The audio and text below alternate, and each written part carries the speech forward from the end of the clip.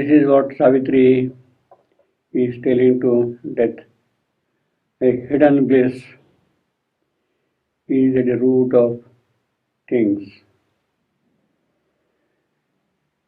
You see this world of ignorance, of death, of suffering, of anguish. But even below these conditions is present the bliss. The bliss is hidden. It is as if somehow it is that bliss which has given rise to the human misery, human suffering, to death. At one time, at one point of evolution, man was innocent and he was living happily. He was living in the Garden of Eden. But then, perhaps, he would have stayed there as it was, as he was. No progress would have been possible.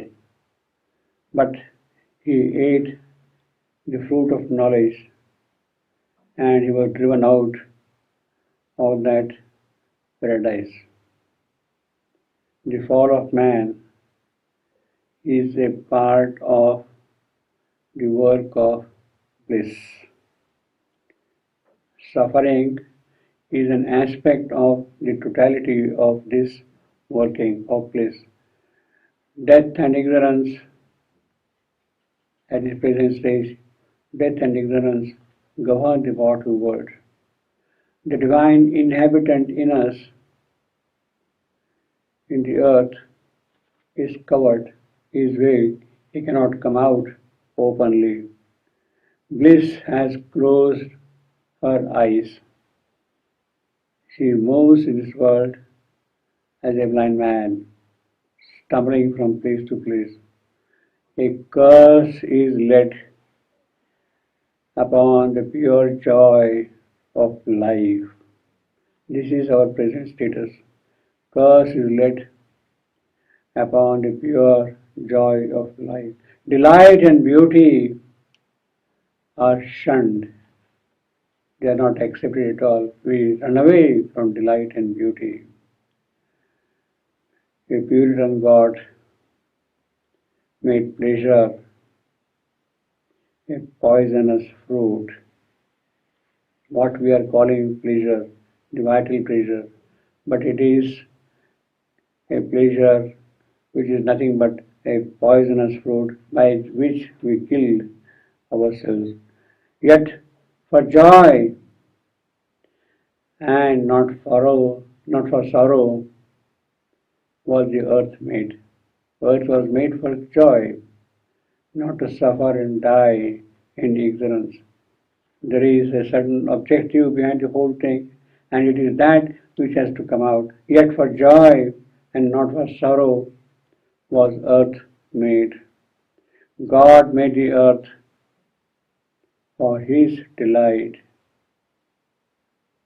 God made the earth for his delight. Well, the Upanishadic Rishi speaks of bliss, the all-pervasive bliss. And he also says, it is from bliss that we have come. It is in bliss that we live. And it is to bliss we return. For him, everything is full of bliss. A Marathi saint poet, Tukaram, he speaks of the ways of bliss on the pond of bliss. The life itself is an ocean of bliss, and on that ocean, the waves are also of bliss. Everything is bliss, bliss, bliss for him, everywhere. Yes, it is all pervasive. At the same time, something has happened. An ignorant power entered into the process and spoiled the whole thing. An ignorant power took possession of this creation. It is because of that ignorant power that there is suffering and misery, but perhaps it is there to make progress.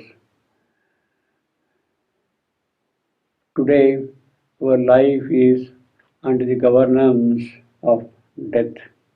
We live in a mortal world. We live upon Mrityu Loka, and we are subject to death all the while. We are subject to ignorance. Unless ignorance and death are removed, we cannot really have true bliss in His creation. But in our hearts, there is a little call. There is something which comes out from our heart. Call for joy. In this miserable world, in this mortal world, there is an urge, there is an aspiration, there is a call from within asking for joy. And it is that joy which really sustains us. Had that joy not been there, we would not have been able to live. It is because of the joy that we exist here. Maybe the joy got distorted in the process. It has become a mental joy. It has become a rajasic joy, a vital joy. But the urge for joy is there, and the call for joy is there. Our struggle for joy is there. But when the true joy is found, then we really live a true life. Until then, we keep on probing for joy. But the fact is that there is something within us which calls for the joy. A hidden bliss is the root of things. It is because of that hidden bliss at the root of things that we exist here. Otherwise, we would not have been able to breathe at all in this creation. To house God's joy were our souls born. We had taken birth here for a certain purpose. Our souls were happy elsewhere, but they found something interesting, something curious, something adventurous, and they have entered into this creation of ignorance. For what? To house God's joy in this creation, to establish God's joy in this creation, that our souls have taken this birth. Had it not been so, the creation would have remained as it was. There is a joy everywhere.